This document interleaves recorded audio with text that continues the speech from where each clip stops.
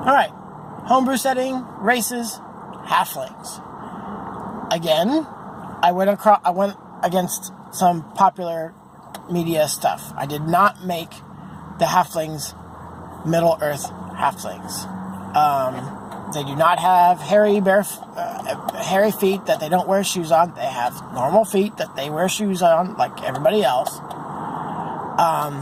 They aren't these giddy, carefree people who are naive about all the rest of the horrible stuff that goes on in the world because they're mostly sheltered from it.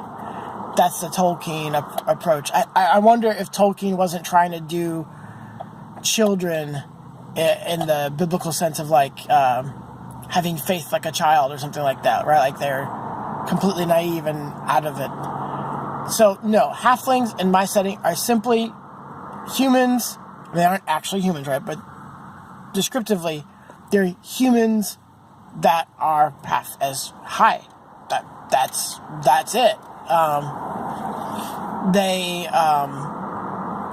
In fact, as far as the usual cultural thing of them being like really happy and go lucky, they're actually the one culture that's okay with slavery in my setting, as long as it's not another halfling.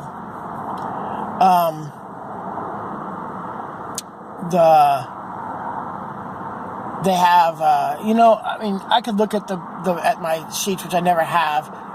The dwarves don't make good, psionicis. I think the halflings are good across all the magic. I could probably readdress all the races and kind of give you rundowns on which of the three realms they tend towards.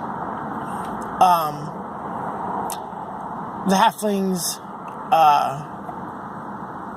are also the ones who ended up uniting the world in a single currency. So, in fact, their main culture, I've been refraining about talking about culture to some degree, because that also depends on where you grow up, right? A halfling that grows up in the main human nation, surrounded by humans of the three different kinds, and there's elves around, and there's dwarves around, are not going to grow up the same as a halfling that is born and bred and raised in the halfling country. These aren't racial characteristics, so I've been kind of staying away from a lot of that talk, but they're the cutthroatest of them all overall when you talk about like their home culture, if you will.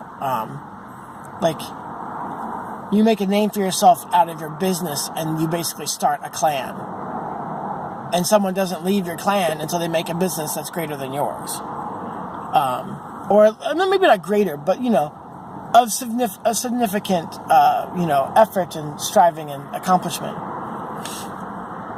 So,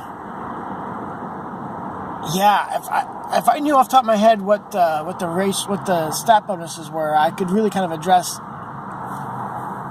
how they were spellcaster-wise. But they also live a little less than humans. Like they tend to do more like 80 to 90 is an old halfling. I mean, that's an old human too, but like it's older for a halfling.